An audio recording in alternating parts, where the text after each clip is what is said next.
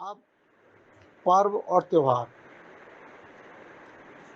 त्योहार पर्व जो है ये आत्मा की उन्नति के साधन के लिए है। इसमें हमें जो है ये त्याग प्रधान होता है, निवृत्ति प्रधान होता है और त्योहार राग प्रधान होता है। त्योहार किसी न किसी वजह से होता है और ये 10 लक्षण धर्म जो है शाश्वत है, मतलब आदि निधन है, शुरू से अभी तक चला आ रहा है। कोई इसका कारण नहीं है। परंतु कोई और त्योहार है, दिवाली है, रक्षाबंधन है, दशहरा है, होली है, इन सब के कारण होते हैं। इस पर्व में न तो कोई भय है, न लालच है, न घरों का प्रकटीकरण है, न पारिवारिक सम्मेलन है, न खाने की लालसा है, न पहनने की चाहना है, न इस लोक के किसी सुख की आकांक्षा है, न किसी प्रकार का प्रदर्शन है। दूसरी तरफ त्यौहार एक पर्टिकुलर पर्पस के लिए बनाया जाता है। दिवाली का पर्पस अलग है, रक्षाबंधन अलग है, उसमें अलग अलग तरीके से मनाया जाता है। दिवाली पे लक्ष्मी का आगमन के लिए मनाते हैं और होली पे भी अंतर के द्वेषों को निकाल के लिए बनाते हैं, परंतु उसे आत्मा का लेना देना कुछ नहीं है। जो संसारिक सुखों के लिए संसारिक दृष्टि से मनाया जाता है उन्हें त्यौहार कहते हैं, और जो आत्म शांति के लिए मनाया जाता है उसे पर्व कहते हैं। जिसमें त्याग की भावना है, उसमें राग की भावना है। ये आपको पहले अच्छे से समझना पड़ेगा। ये पर्व आत्म जागरण के लिए होता है। वह तुमसे कहता है कि तुम अपने भीतर से कषायों को निकाल दो, अपने खान पान की अशुद्धता दूर करो, समाप्त करो। अपने भीतर राग, द्वेष, घृणा, ईर्ष्या, द्वंद्व के वृक्ष जड़मूल से उखाड़ फेंको। जनित्व का मूल उद्देश्य भी आत्मिक शुद्धि और विषय कषाय की निष्पत्ति है तथा तप, त्याग, संयम, साधना, ब्रह्मचर्य की प्रवृत्ति है।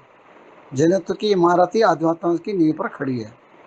तो इसलिए ये धर्म और इसमें त्योहार में पर्व में त्योहार तीन से बना पै रह व। पै का मतलब होता है पापों का, र का मतलब रग रग से, व का मतलब होता है विसर्जन करना। पापों का रग रग से विसर्जन करना ही पर्व का मतलब है। इसलिए इसको जो है हमें अपने आत्म कल्याण के लिए इस्तेमाल करना चाहिए। आज पहला क्षमा धर्म है। उससे पहले मैं बताना चाहूँगा कि ये भाद्रपद की पंचमी से ही क्यों चालू होता है।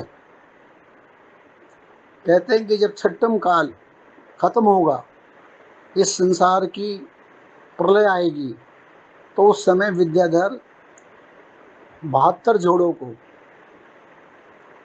48 दिन पहले एक गुफा में छुपा देते हैं।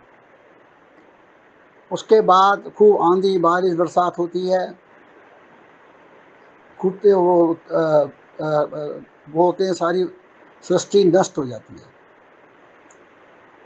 फिर सावन के महीने से लेके और भादव के चतुर्दशी तक 7-7 दिन की 7 प्रकार की सप्तमी होती हैं, 29 दिन की। उसके अंदर अमृत की वर्षा, दूध की वर्षा और सब वर्षा होती हैं और धरती फिर धन धान्य हो जाती है। फिर वो जोड़े बाहर निकलते हैं और उससे युग की शांति होती है। तो पहले 10 दिन प्रार्थना करते हैं, वो जो निकलते हैं वो पहला दिन भादव पंचमी का होता है और अन्य चतुर्दशी तक वो करते हैं। और पहले दिन जो है हमारे धर्म में क्षमा का रखा है। क्षमा धर्म का मतलब हम लोग गलत समझते हैं। हम खाली सबको ये लिख के, कार्ड लिख के भेज देते हैं, मेरी तरफ से क्षमा, मेरी तरफ से क्षमा, मेरी तरफ से क्षमा। परंतु जिससे हमने गलती करी है उसको हम कभी नहीं भेजते। जिससे हमें क्षमा मांगने की जरूरत ही नहीं होती है, हम उससे क्षमा मांगते रहते हैं।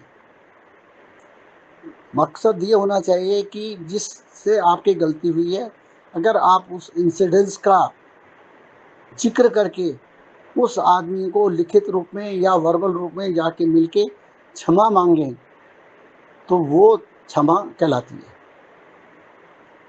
और मैं सुबह आज सुन रहा था सुधाकर महाराज का, वो कह रहे थे अपनी गलती पर तो क्षमा सभी मांगते हैं, परंतु दूसरे ने गलती करी तो भी उससे क्षमा मांगना, ये जैनियों का धर्म है। अपनी गलती तो हर कोई मांग लेगा, और अपनी गलती ना होते हुए भी कि भाई साहब मैंने आपको बेकार में गुस्सा दिलाया, मैं क्षमा चाहता हूँ, तो ये क्षमा का मतलब है। क्षमा क्यों मांगनी पड़ती है? इसका मुख्य कारण है क्रोध। ये क्रोध जो है हमें गुस्सा दिलाता है। क्रोध कब होता है? जब कोई चीज़ हमारी अपेक्षा से नहीं होती, हम जैसा चाहते हैं वैसा नहीं होता, हम जिससे जैसी उम्मीद रखते हैं वैसा नहीं होता, कोई काम हमारे मन मुताबिक नहीं होता, घर पे हमारे मन मुताबिक खाना या रहना पहनना नहीं होता, तो हमें गुस्सा आता है। गुस्सा हमेशा क्रोध छोटों पर आता है।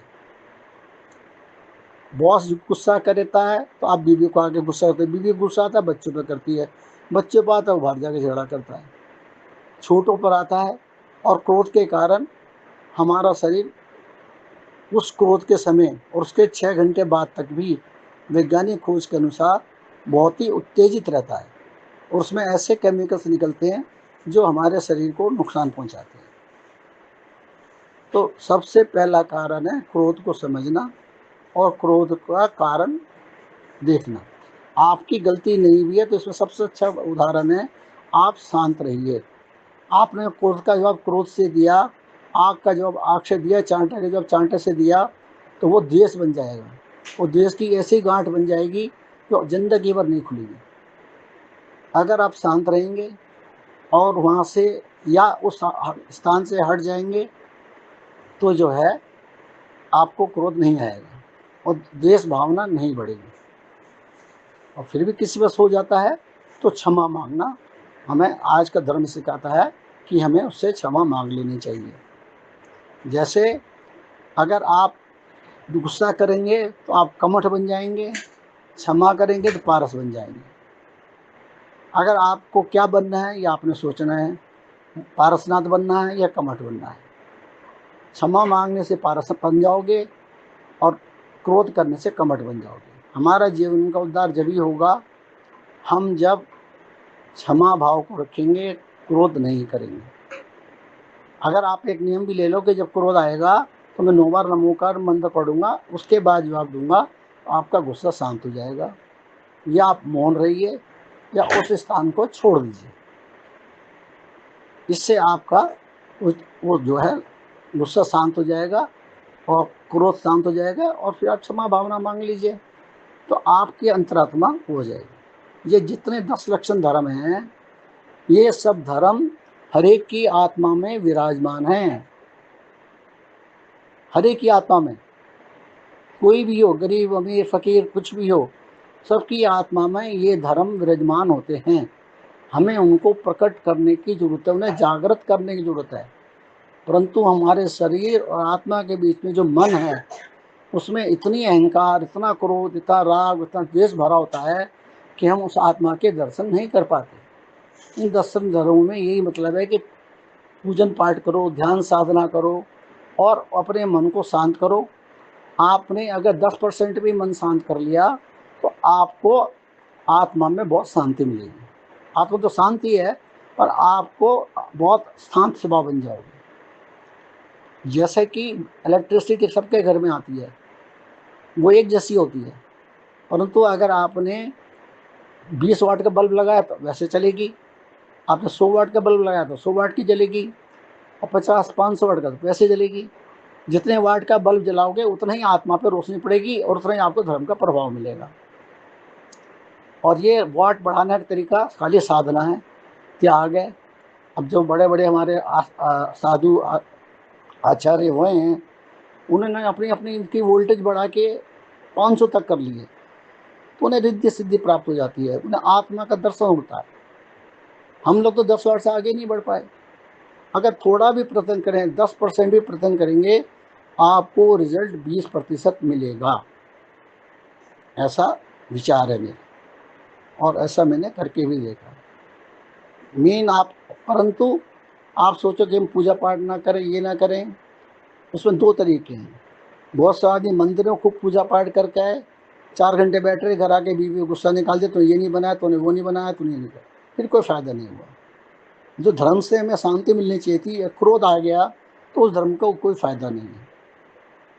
तो क्रोध नहीं आना चाहिए, परंतु ये पूजा, ये त्याग, ये तपस्या, ये व्रत, ये संयम को बढ़ाते हैं, ये भी धर्म, ये साधना के मार्ग हैं। पर खाली फिजिकल भजन बोल के दर्शन करके आ जाना और फिर बाहर आके क्रोध निकालना और गुस्सा करना, झूठ बोलना, तो फिर उससे कुछ नहीं होने वाला। हमें जो हम वहाँ सुन के आते हैं मंदिर में, जो हम किताबों पढ़ते हैं, उसका कितने प्रतिशत हम आचरण करते हैं, उस आचरण पे डिपेंड करता है कि आप कितनी तरक्की करेंगे। खाली पढ़ने से, पढ़ना ज़रूरी है, नहीं तो ज्ञान कैसे बढ़ेगा? मंदिर जाना ज़रूरी है, भावना कैसे बढ़ेगी? पर इन साधनों का जब भी फ़र्क है जब उनका आचरण भी किया जाए। ये मेरे अपने विचार हैं। इसमें बहुत सारी त्रुटियाँ हो सकती हैं, बहुत से आदमी इससे सहमत नहीं हो सकते हैं। मैं उनसे क्षमा प्रार्थी हूँ कि अगर मैंने किसी की दिल को ठेस पहुँचाई हो या उसकी भावनाओं को ठेस पहुँचाई हो, तो मैं क्षमा प्रार्थी हूँ। अगर मैं चाहता हूँ इसमें कोई गलती है, आप प्लीज़ करेक्शन करके मुझे अवगत कराएँ, ताकि मैं अपने आप को सुधार सकूँ। धन्यवाद।